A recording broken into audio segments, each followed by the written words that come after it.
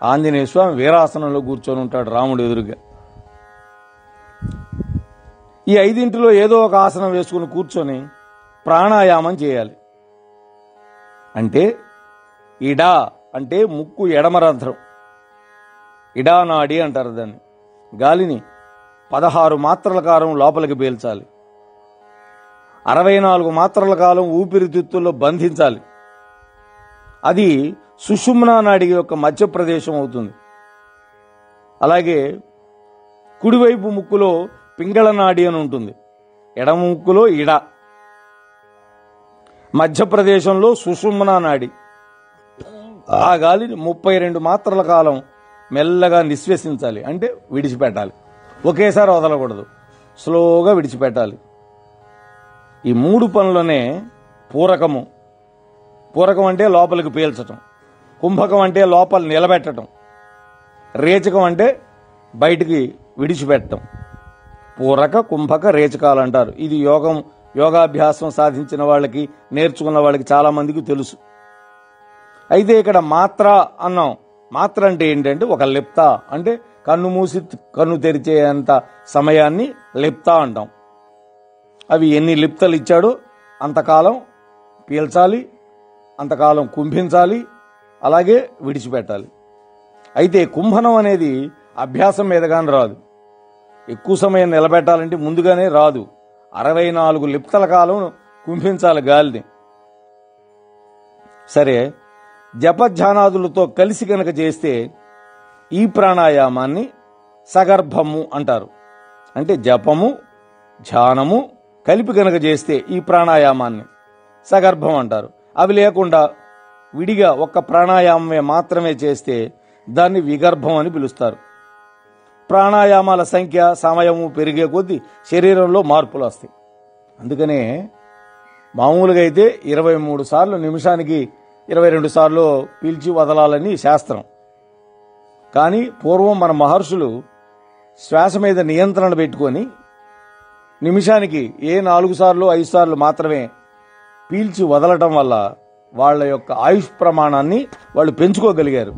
అందుకనే ఆ రోజున మహర్షులు అంతకాలం ఉన్నారు. అయితే ఈ ప్రాణాయామాల సంఖ్య సమయం పెరిగే కొద్దీ శరీరంలో కొన్ని మార్పులు వస్తాయి. ముందుగా చెమటలు పోయడం మొదలవుతుంది. ఇది అధమ స్థితి. అటుపైన శరీరం వణుకుతుంది. ఇది మధ్యమ దశ. లాస్ట్ ఏంటంటే ఈ శరీరం పైకి లేస్తుంది గాలిలోకి. అది ఉత్తమ స్థాయి. అది సాధించడం అంత తేలిక కాదు. కఠోరమైన శ్రమ, అభ్యాసం ఉంటే మాత్రమే సాధ్యమవుతుంది. చాలా మందిని మనం చూస్తుంటాం, నీళ్లలో తేలుతుంటారు. వాళ్ళు ఇటువంటివి అభ్యాసం చేసినటువంటి మహానుభావులే. స్వేచ్ఛగా విషయ సుఖాల వెంట పరుగులు తీసే ఇంద్రియాలను ప్రయత్నించి వెనక్కి మరల్చడమే ప్రత్యాహారం అంటే. ప్రత్యాహారం అంటే ఏంటి? విషయాలు ఏం చేస్తుంటాయి? ఇంద్రియాలు విషయ సుఖాలు. కన్ను ఏం చేస్తుంది? మంచివి చూడాలని పోతుంది. చెవులు ఏదో పాటలు విందాం అనిపిస్తుంది. నాలుగుకి రుచివైనవి బాగా మింగుదాం అనిపిస్తుంది దానికి. కాబట్టి ఇంద్రియాలు పరుగులు తీస్తుంటాయి విషయ సుఖాల పట్ల మక్కువతోటి. వాటిని అదుపు చేసి వెనక్కి మరల్చడమే ప్రత్యాహారం అంటే. అలాగే ప్రాణవాయువును అంగుష్ట, గుల్భ, జాను, ఊరు, మూలాధారం, లింగ, నాభి, హృదయ, గ్రీవం అంటే కంఠం, లంబిక, నాసిక, భ్రూమధ్యం, మస్తకం, మూర్ధం, ద్వాదశాంతం అంటే విశుద్ధి చక్రం. ఈ ప్రదేశాల్లో యథావిధిగా ధారణ చేయడాన్ని ధారణ అంటారు. అంటే నిలబెట్టడం. ప్రాణవాయువుని ఈ ప్రదేశాల్లో నిలబెట్టడమే ధారణం. అలాగే ఏకాగ్ర చిత్తంతో ఆత్మలో ఇష్టదైవాన్ని ధ్యానించడమే ధ్యానం. ప్రతి వ్యక్తికి ఇష్టదైవం ఉంటాడు. ఆ ఇష్టదైవం యొక్క నామాన్ని, రూపాన్ని మనస్సులో ముద్రించుకొని, రూపాన్ని మనస్సులో ముద్రించుకుంటాం, నామాన్ని మనస్సులో జపం చేసుకోవటం, అదే ధ్యానం. అలాగే జీవాత్మ పరమాత్మలకు సమత్వ భావనని సమాధి అంటారు. అంటే జీవాత్మ పరమాత్మ ఈ రెండింటినీ ఏకం చేయటం, ఈ రెండింటినీ సమానం చేయటం, ఇది సమాధి స్థితి. దీనిని అష్టాంగ లక్షణం అంటారు. ఇది చివరి స్థితి అన్నమాట, ఈ సమాధి అనేది. అలా యోగ స్థితిని అద్భుతంగా మనకి వ్యాస మహర్షి వివరిస్తూ ఉన్నాడు. ఇక్కడ జగన్మాత హిమవంతుడిని అడ్డం పెట్టుకొని దేవీ దేవతలందరికీ కూడా బోధిస్తూ ఉంది. తర్వాత బ్రహ్మ విద్య చెబుతోంది. పర్వతరాజా, నిజానికి నేను తీర్థక్షేత్రాల్లోనూ కైలాసంలోనూ వైకుంఠంలోనూ ఎక్కడో లేను. ఎక్కడుంటాను మరి? బ్రహ్మజ్ఞానుల యొక్క హృదయ పద్మాలలో స్థిరంగా నివసిస్తూ ఉంటానని అమ్మ చెప్పింది. అది అంటే బ్రహ్మజ్ఞానాన్ని పొందినటువంటి మహానుభావుల యొక్క హృదయ పద్మాలలో అమ్మవారు స్థిరంగా కొలువు ఉంటుంది. నాకు కోటి పూజలు చేసినందువల్ల వచ్చే ఫలం, అలాంటి జ్ఞానులున్నారే బ్రహ్మజ్ఞానులు, ఒక్కసారి వాళ్ళని అర్చిస్తే చాలు దక్కుతుంది.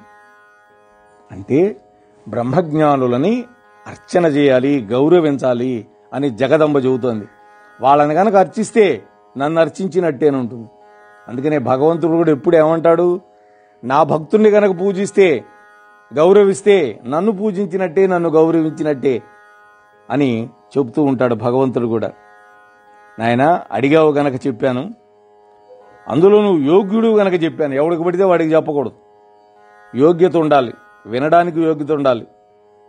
ఈ బ్రహ్మజ్ఞాన రహస్యాన్ని భక్తియుక్తుడు శీల సంపన్నుడు అయినటువంటి జ్యేష్ఠ పుత్రుడికి కానీ శిష్యుడికి కానీ మీరు ఉపదేశించవచ్చు. అంతే తప్ప దేవుడి పట్ల, గురువు పట్ల సమానంగా ప్రగాఢమైన భక్తి కలిగిన వాడైతే తప్ప ఇతరుడికి ఇది ఉపదేశం చేయకూడదు. దేవుడి పట్ల ఉండాలి, గురువు పట్ల సమానంగా ఉండాలి భక్తి ప్రపత్తులు. వాడికి మాత్రం ఉపదేశించవచ్చు, వేరే వాడికి, ఇది లేని వాడికి ఇవ్వకూడదు ఈ జ్ఞానాన్ని. ఇంకో అద్భుతమైన చెబుతున్నాడు, అమ్మ చెబుతోంది. శివుడు కోపించితే కూడా గురువు కాపాడుతాడు, కానీ గురువు గనక కోపిస్తే శివుడు కూడా రక్షించలేడు. అందువల్ల శిష్యుడు ఎల్లవేళలా అత్యంత జాగరూకుడై గురువును సేవించుకోవాలి. గురువు పట్ల అపరాధం చేయకూడదు. భగవంతుడి పట్ల అపరాధం, ఇప్పుడు శివుడి పట్ల అపరాధం చేస్తే విష్ణుమూర్తి కాళ్ళ మీద పడితే ఆయన క్షమించవచ్చు. లేదు, విష్ణువు పట్ల అపరాధం చేస్తే శివుడు క్షమించవచ్చు. కానీ గురువు పట్ల అపరాధం చేస్తే త్రిమూర్తులు కూడా ఎవ్వరూ కాపాడలేరు. అందుకని గురువును అత్యంత జాగరూకుడై భక్తి శ్రద్ధలతోటి సేవించుకోవాలి, సంతోషపరచాలి. అలాగే త్రికరణ శుద్ధిగా భక్తి తాత్పర్యాలతోటి పరిచర్యలు చేయాలి. అంటే శుశ్రూష అంటాం మనం. లేకపోతే కృతజ్ఞత సంక్రమిస్తుంది. కృతజ్ఞుడికి నిష్కృతి లేదు అని శాస్త్రాలు చెబుతున్నాయి. ఈ మాటలు చెప్పంగానే మళ్ళీ హిమవంతుడు ప్రశ్నలు వేస్తున్నాడు. అమ్మా జగదీశ్వరి, వైరాగ్య భావనలు లేని నా వంటి మధ్యమ స్థాయి వాడికి సుఖంగా అట్టే క్లేశాలు లేకుండా, కష్టాలు లేకుండా జ్ఞానం లభించే మార్గం ఏదైనా ఉంటే చెప్పు తల్లి అన్నాడు. మనం కూడా కోరుకుంటాం ఇదే. కష్టం ఉండకూడదు, మనకు కూడా తేలిగ్గా రావాలి.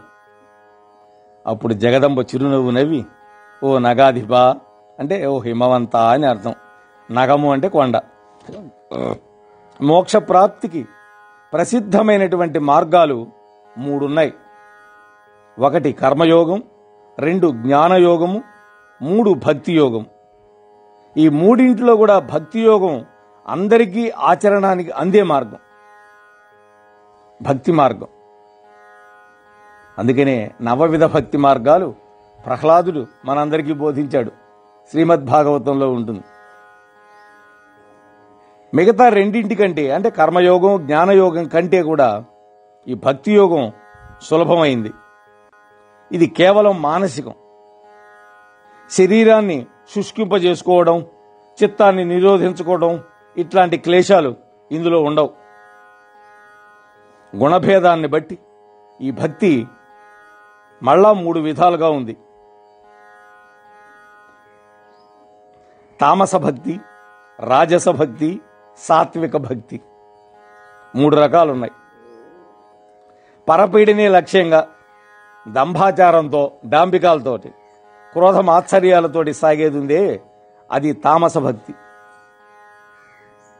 ఇవి లేకుండా తన కళ్యాణమే లక్ష్యంగా సకామమైన హృదయంతో, అంటే ఏదో కోరికలతోటి హృదయంలో పెట్టుకొని యశోభోగాలను కోరి గనక చేస్తే అది రాజస భక్తి.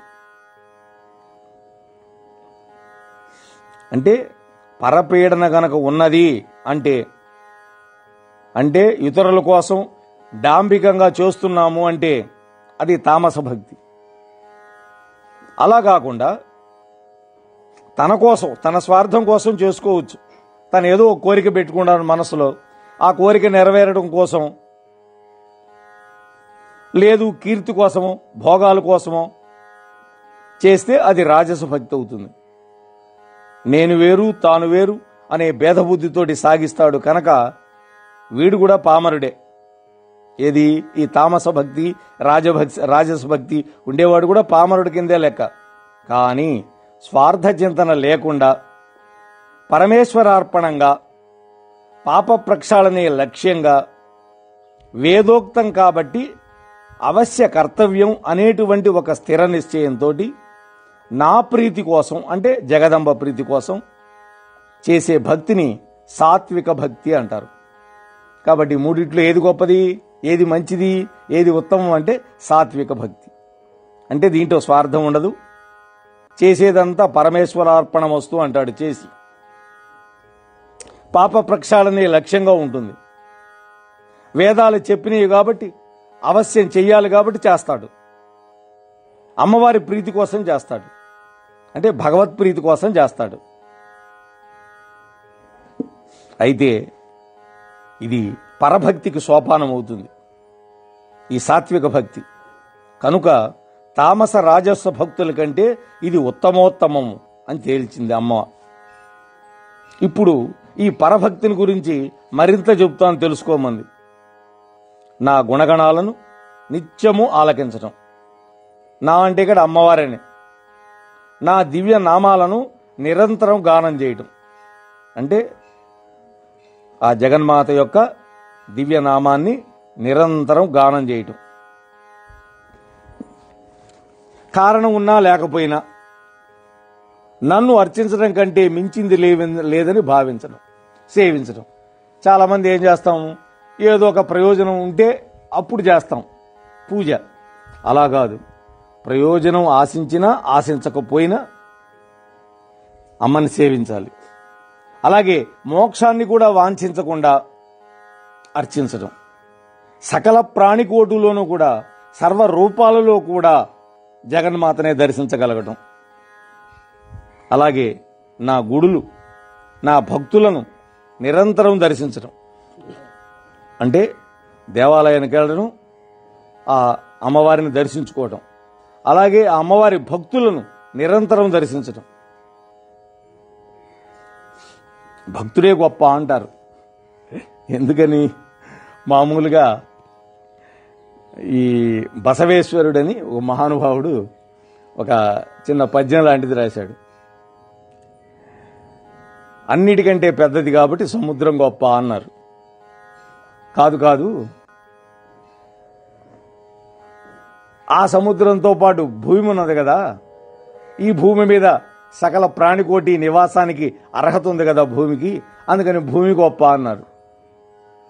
కాదు కాదు, అంతటి భూమిని కూడా ఆదిశేషుడు తన 1000 పడగల మీద మోస్తున్నాడు కాబట్టి ఆదిశేషుడు గొప్ప అన్నారు. కాదు కాదు, ఈ ఆదిశేషుడు కూడా కొన్ని సంవత్సరాలు కొంతకాలం మోసిన తర్వాత ఆయనకు శక్తి అయిపోతే అప్పుడు ఆ పార్వతీమాత తన కాలికి గజ్జెలాగా కట్టుకొని నృత్యం చేస్తుందట. అప్పుడు మళ్ళీ శక్తి ఇస్తుంది కాబట్టి ఆ పార్వతీదేవి గొప్ప అన్నారు. కాదు కాదు, అటువంటి గొప్పదైన పార్వతీదేవినే తన శరీరంలో అర్ధభాగం ఇచ్చాడు శివుడు, అందుకని శివుడు గొప్ప అన్నారు. కాదు కాదయ్యా, అలాంటి శివుణ్ణి కూడా హృదయంలో పెట్టుకున్నాడు భక్తుడు అనేవాడు, కాబట్టి భక్తుడే గొప్ప అన్నారు. కుళల సంగమ దేవరా అని ఒక కీర్తన వస్తుంది. వద్దిపర్తి పద్మాకర్ గురూజీ అనేక సందర్భాల్లో ఇది చెప్పారు. దాన్ని మీకు వచన రూపంలో మాత్రమే అందించగలిగే ఆ శ్లోకం గుర్తులేదు నాకు. కాబట్టి అమ్మవారు ఏం చెబుతోంది? నా దేవాలయాలకు వెళ్ళటం, నా మూర్తిని దర్శించటం, నా భక్తులను నిరంతరం దర్శనం చేయటం, అలాగే నా గురించి చెప్పే శాస్త్రాలు మంత్రాలను అధ్యయనం చేయడం, నా మీద ప్రేమతో నిరంతరం పులకించిపోతూ ఆనంద బాష్పాలు రాలుస్తూ గద్గద కంఠంతో నా నామాన్ని కీర్తిస్తూ అనన్యభావంతో నన్ను పూజ చేయటం, ధన వ్యయానికి లోభించకుండా నా యొక్క నిత్య నైమిత్తిక వ్రతాలన్నిటినీ ఆచరణ చేయటం, నా ఉత్సవాలను దర్శించడమే కాకుండా జరిపించటం, గొంతెత్తి నామగానం చేస్తూ అహంకార దేవతాత్మకమైన రహితుడైనటువంటి నృత్యం చేయటం.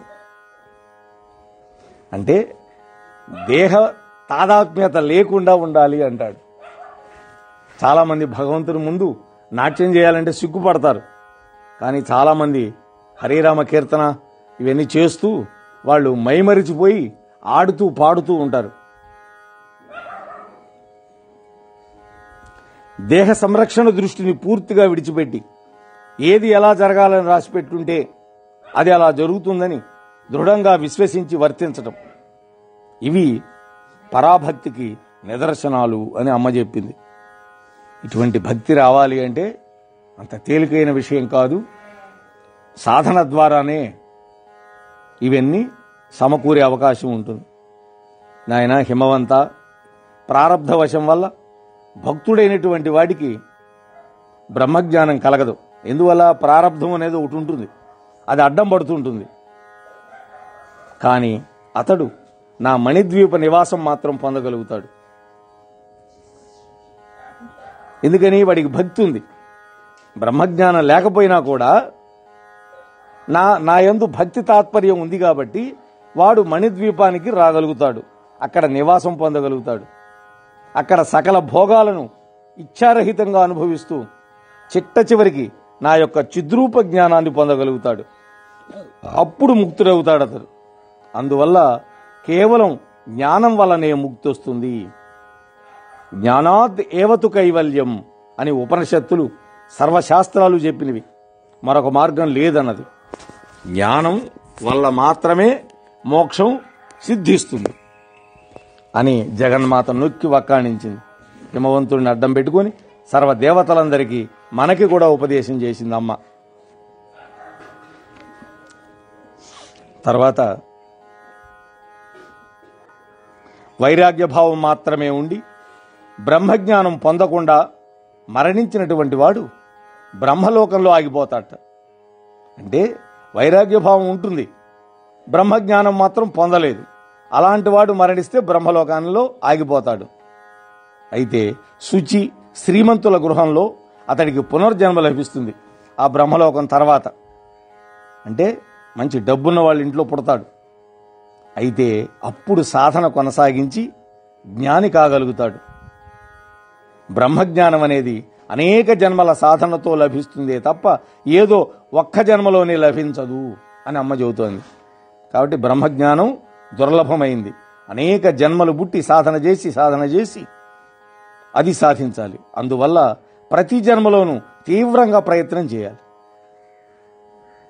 అనేక జన్మభీరాజన్ జ్ఞానం స్యాన్నైక జన్మనా తతః సర్వ ప్రయత్నేన జ్ఞానార్థం యత్నమాశ్రయేత్ అని జగదంబ చెప్పింది. నాయన, అతి దుర్లభమైనటువంటి నరజన్మం లభించినా కూడా బ్రహ్మజ్ఞానం కోసం ప్రయత్నించని వాడి యొక్క జీవితం పూర్తిగా నిరర్థకం అని చెప్పిందమ్మ. అసలు మానవ జన్మే దుర్లభమైంది. ఎందుకని? 84 లక్షల జీవరాశుల్లో వాక్కు అనేది ఒక్క మానవ జన్మకే ఉంది. వాక్ అనేది ఉంది కాబట్టి మనం అమ్మవారిని కీర్తించడానికి నోరుంది, మాటలు ఉన్నాయి మనకి. మిగతా జీవులకి మాటలు లేవుగా, పూజ చేయడానికి చేతులు లేవే. చూడండి, అందుకని ప్రయత్నించకపోతే వాడి జన్మ వృథా అంది బ్రహ్మజ్ఞానం కోసం. కాబట్టి నగాధిప, ఈ జ్ఞానం అనేది పాలలో వెన్నలాగా సకల సృష్టిలోనూ అభివ్యక్తమై ఉంటుంది అని చెప్పింది. అభివ్యాప్తమై ఉంటుంది అన్నది. పాలలో వెన్న ఉంది అని చెప్పాడు ఒకడు, కనిపిస్తుందా? పాలలో వెన్న ఏం చేయాలి? పాలని కాచాలి, దానికి మజ్జిగ తోడు పెట్టాలి, అది పెరుగు కావాలి, దాన్ని బాగా చిలకాలి, అప్పుడు వెన్న వస్తుంది. ఆ వెన్నని అప్పుడు తీసుకోవాలి మన వెన్న ముద్ద. అంటే ప్రయత్నం చేస్తేనే గాని వెన్న రాల. అలాగే జ్ఞానం అనేది కూడా సాధన సాధన సాధన ద్వారా బ్రహ్మజ్ఞానం పొందగలుగుతాడు అని ఒక అద్భుతమైన ఉపమానం చెప్పింది అమ్మ. మనస్సు అనేటువంటి కవ్వంతో నిర్విరామంగా చిలికి దాన్ని పొందగలగాలి అన్నది. అంటే పాలు తోడుపెట్టి పెరుగైన తర్వాత దాన్ని బాగా చిలకాలి. ఆ చిలకటానికి కవ్వం ఉంటుందే, ఆ కవ్వం ఏంటి? మనస్సు. అదే మదనం చేసే వస్తువు, అదే జన్మకు చరితార్థత. ఇదే వేదాంత డిండిమం. డిండిమం అంటే మోగించేటటువంటిది అనమాట. ఢంకా బజాయించి చెప్తా ఉంటామే అది. ఓ హిమాచల, అడిగావు గనక అతి రహస్యమే అయినా కూడా చాలా విశేషాలు నీకు చెప్పాను. ఇంకా ఏమైనా వినాలనుకుంటే అడుగు చెబుతానంది అమ్మ. అప్పుడు జగన్మాత, ఈ భూలోకంలో నీకు అత్యంత ప్రీతిపాత్రాలు, అతి ముఖ్యాలు అయినటువంటి నీ యొక్క స్థానాలు ఎన్నున్నాయి, అవి ఏంటి? అవి చెప్పి నన్ను కృతార్థుని చెయ్యి అని అడిగాడు. అప్పుడు ఆ జగన్నాయకి మందస్మిత వదనారవిందయ్యి పలికింది, ఓ నగేంద్ర, ఈ సృష్టిలో అణువణువు కూడా నా స్థానమే, అనుక్షణము కూడా నా ఉత్పన్నమే, నా ఉత్సవమే, నా వ్రతమే. నేను సర్వస్వరూపిణిని. అయినా కూడా భక్తుల యొక్క వాత్సల్యం కొద్దీ కొన్ని విశేష స్థానాలు నేను తెలియజేస్తున్నాను, శ్రద్ధగా విను. కొల్హాపురంలో లక్ష్మీదేవిగా ఉంటాను, మాతృపట్టణంలో రేణుకాదేవిగా ఉంటాను, తుల్జాపురంలో హింగుళాదేవిగా ఉంటాను, సప్తశృంగంలో జ్వాలాముఖీదేవిగా ఉంటాను. అలాగే శాకంబరి, భ్రామరి, శ్రీరక్త దంతిక, దుర్గా, ఈ స్థానాలు కూడా ఉన్నాయి నాకు. అలాగే వింధ్యాసల వాసినిగా ఒక స్థానం ఉంది, అన్నపూర్ణ మహాస్థానం. అలాగే కాంచీపురం, భీమాదేవి, విమలాదేవి, అలాగే శ్రీచంద్రలాదేవి, కౌశికీ స్థానాలు. అలాగే నీలాంబరీదేవికి నిలయమైన నీలపర్వత శిఖరం, జంబూనదేశ్వరి విలసితమైన శ్రీనగరం, గుహ్యకాళీ నివాసమైన నేపాళం, మీనాక్షికి నిలయమైన చిదంబరం, అలాగే వేదారణ్యం, ఏకాంబరం, మదాలస యోగేశ్వర స్థానాలు, చీనా దేశంలో ప్రసిద్ధికెక్కిన నీల సరస్వతి స్థానం, భగళాదేవికి నిలయమైన వైద్యనాథం, శ్రీ భువనేశ్వరికి నివాసమైన మణిద్వీపం. ఇవన్నీ కూడా నా స్థానాలే. వీటిలో చివరిది క్షేత్రరత్నం అన్నది, అంటే మణిద్వీపం. అక్కడ భువనేశ్వరి దేవిగా అమ్మవారు కొలువై ఉంటుంది. ఇది మనకు 12వ స్కంధంలో ఈ మణిద్వీప వర్ణన ఇవన్నీ కూడా వస్తాయి, అక్కడ విస్తృతంగా చెప్పుకుందాం.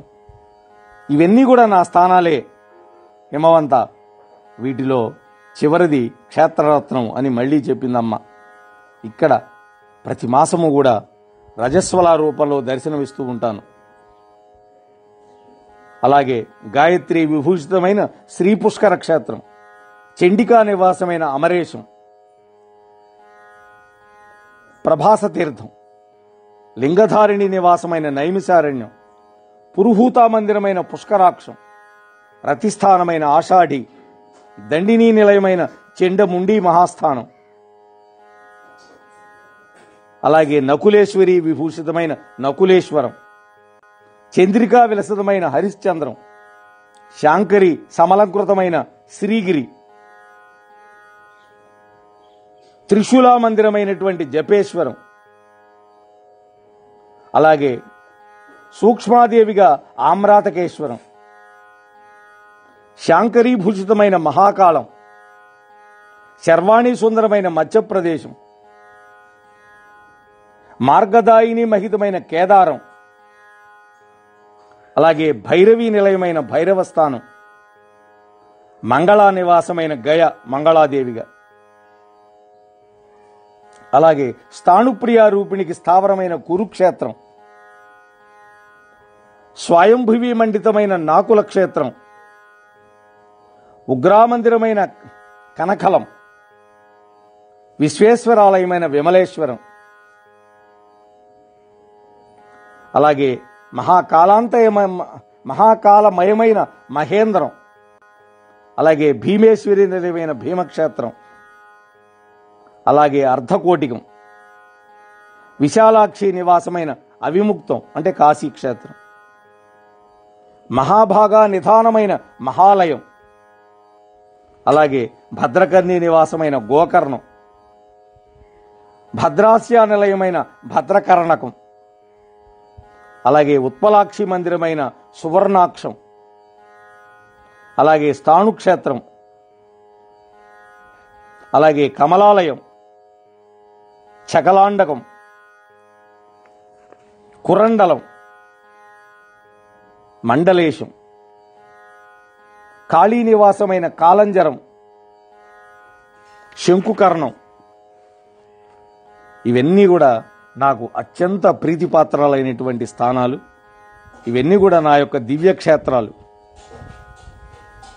అని చెబుతూ అమ్మవారు అథవా సర్వక్షేత్రాణి కాశ్యాం సంతి నగోత్తమా తత్ర నిత్యం వసేన్నిత్య దేవీ భక్తి పరాయణగా తాని స్థానాని సంపశ్యన్ జపేద్దేవీం నిరంతరం ధ్యాయన్ తచ్చరణాంభోజం ముక్తో భవతి బంధనాత్.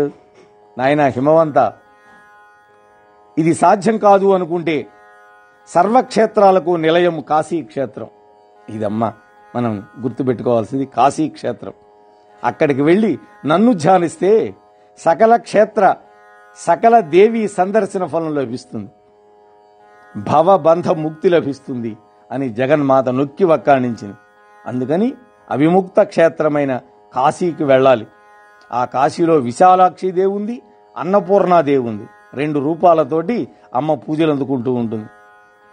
తెల్లవారుజామున లేచి ఈ దేవి నామాలను, ఈ దేవి స్థానాలను పఠించినటువంటి వాళ్ళకి సకల పాపాలు భస్మమైపోతాయి. శ్రాద్ధకాలంలో వీటిని పఠించడం వల్ల పితృదేవతలు ముక్తులై ఉత్తమ గతులు పొందగలుగుతారు అని అమ్మ చెప్పింది. అలాగే ఓ నగోత్తమ, ఇంకా ఇప్పుడు స్త్రీ పురుషులు ఆచరించవలసినటువంటి దేవీ వ్రతాలు చెప్తాను వినమంది. దాంట్లో అనంత తృతీయం, రసకళ్యాణిని, ఆర్ద్రానందకం అనేవి 3 ప్రధానమైన వ్రతాలు. అలాగే శుక్రవార వ్రతం, కృష్ణ చతుర్దశి వ్రతం అంటే కృష్ణపక్షంలో వచ్చే చతుర్దశి, అలాగే సోమవార వ్రతం, ప్రదోష వ్రతం అంటే సాయంకాలం పూట సూర్యాస్తమయానికి సమయంలో. ఇవి కూడా ముఖ్యమైన వ్రతాలే అని చెప్పింది. అలాగే రోజంతా ఉపవాసం ఉండి వ్రతం చేయాలి. సోమవారం వ్రతం ఒక్కటి నాకు చాలా ప్రీతికరమైంది. ఎందుకంటే పగలంతా ఉపవాసం ఉండి దేవీ పూజ చేసి రాత్రిపూట భోజనం చేయాలి. అంటే దీన్ని నక్తము అంటారు. అంటే నక్షత్ర దర్శనం చేసుకొని పూజ చేయాలి, అలా అప్పుడు భోజనం చేయాలి. ఇంకా నాకు ప్రీతి కలిగించే ఉత్సవాలు ఉన్నాయి.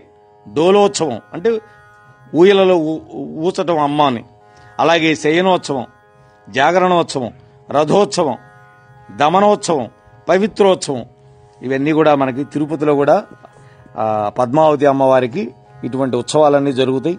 స్వామికి కూడా జరుగుతుంటాయి. అలాగే సువాసిని పూజలు, కుమారి పూజలు కూడా నిర్వహించి నన్ను సంతోషపెట్టాలి. ప్రతి సంవత్సరం ఈ ఉత్సవాలను జరిపిస్తే నాకు వాళ్ళు అత్యంత ప్రీతిపాత్రులు అవుతారు. వాళ్ళ యోగక్షేమాలు నేనే చూసుకుంటూ ఉంటాను అని ఆ జగన్మాత ఈ వ్రతాలు, ఈ నోముల గురించి కూడా చక్కగా చెప్పింది. ఇవన్నీ చెప్పిన తర్వాత అమ్మవారు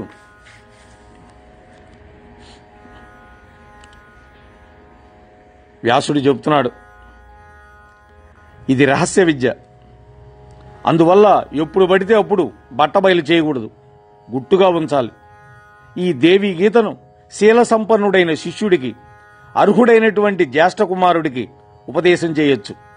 అలాగే శ్రాద్ధకాలంలో బ్రాహ్మణులు భోజనం చేసే సన్నిధిలో దీన్ని గనక పఠిస్తే పితృదేవతలు చాలా సంతోషపడతారు, వాళ్ళు ఉత్తమ గతులు పొందుతారు. శ్రీమన్ మహాదేవి హిమవంతుడు ప్రధాన శ్రోతగా చేసుకొని సకల దేవతలకు ఈ దేవీ గీతను ఉపదేశించి అదృశ్యమైంది. అప్పుడు అందరూ కూడా సమార్ద్ర చిత్తులై ఎవరి నిలయాలకు వాళ్ళు బరువుగా నిష్క్రమించారు. జనమేజయ, హిమవంతుడికి హైమవతిగా జన్మించినటువంటి మహాదేవి గౌరీదేవిగా ప్రసిద్ధురాలైంది. శంకరుడితో వివాహం జరిగింది. గౌరీ శంకరులకు జన్మించిన స్కందుడు సర్వసేనాధిపతి అయి ఆ తారకాసురుని సంహరించాడు. దేవతలకు వాడి యొక్క పీడ విరగడజేశాడు. అలాగే క్షీరసముద్రాన్ని మథించే సమయంలో శ్రీ మహాదేవి లక్ష్మీ స్వరూపంగా ఆవిర్భవించి రమాదేవిగా ప్రసిద్ధురాలై మళ్లీ విష్ణుమూర్తిని చేపట్టింది. ఈ ప్రకారంగా శివకేశవులు అహంకారం అడిగి వాళ్ళ యొక్క తాపం ఉపశమించింది. లక్ష్మీ పార్వతుల యొక్క ఆవిర్భావ గాథతో పాటుగా అతి గుఖ్యమైనటువంటి దేవీ గీతను కూడా నీకు వినిపించాను. ఇది సకల వాంఛా సిద్ధిప్రదం, సకల శుభంకరం. ఇది రహస్యం కనుక ఎవడికి పడితే వాళ్ళకి చెప్పద్దు. ఇంకా ఏం వినాలనుకుంటున్నావు అడుగు, నాకు తెలిసిన వరకు చెబుతాను అని వ్యాసుడు ఈ యొక్క సప్తమ స్కంధాన్ని ముగించాడు. రేపటి నుంచి మనం అష్టమ స్కంధాన్ని ఆ జగన్మాత యొక్క అనుజ్ఞతోటి, నా రామానుగ్రహంతో తెలుసుకునే ప్రయత్నం చేద్దాం. దాంట్లో నారదుడి యొక్క నారాయణమూర్తి యొక్క సంవాద రూపంలో అనేకమైనటువంటి విశేషాలన్నీ ఉన్నాయి. అలాగే స్వయంభవ మనువు యొక్క ఆవిర్భావ ఘట్టాలుంటాయి. అలాగే ఈ జంబూద్వీపం, ఈ భరతవర్షం, అలాగే ఈ కేతుమాల ద్వీపం, వీటన్నిటి యొక్క విస్తృతమైనటువంటి వర్ణనంతా కూడా మరి ఈ అష్టమ స్కంధంలో మనకి వ్యాస మహర్షి అందించారు. మరి రకరకాల ద్వీపాలు ఉన్నాయి, ప్లక్ష ద్వీపం అని, జంబూ ద్వీపం అని. మరి వాటన్నిటి గురించి సమగ్రమైన సమాచారాన్ని మనం తెలుసుకునే ప్రయత్నం చేద్దాం. అంతవరకు స్వస్తి. ఏతత్ ప్రవచన ఫలం శ్రీ జగన్మాత చరణార విందార్పణమస్తు. హరి ఓం తత్సత్. మోహనవాణి తెలుగు పోడ్కాస్ట్ ఛానల్ ని లైక్, షేర్, సబ్స్క్రైబ్ చేయండి. ప్రక్కనున్న గంటను మ్రోగించండి.